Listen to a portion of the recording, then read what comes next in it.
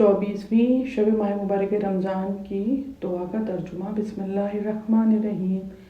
بار الہ تو نے دعا مانگنے کا حکم دیا اور اسے قبول کرنے کی تو نے ضمانت کی۔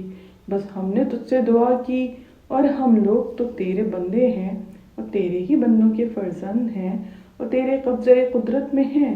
تو ہی ہمارا پروردگار ہے، ہم سب تیرے ناچیز غلام ہیں۔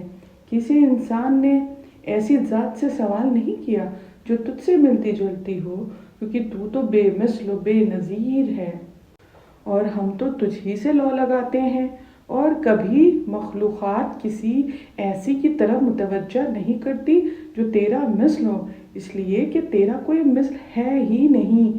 اے صاحبان حاجت کی شکوہ کرنے کی جگہ اور اے توجہ کرنے والوں کی آخری منزل، اے صاحب بزرگی و اقتدار، اے صاحب غلبہ و عزت، اے زندہ، اے قائم، اے رہنے والے، اے نیکی کرنے والے، اے رحم کرنے والے، اے مہربان، اے احسان کرنے والے، اے آسمانوں اور زمینوں کی ایجاد کرنے والے، اے صاحب عزت و شرف، ایسی نعمت و سطوت کے مالک جن کا قصد نہ کیا جا سکے، حضرت محمد اور آل محمد پر رحمت نازل فرما اور ہمارے گناہوں کو معاف کر دے۔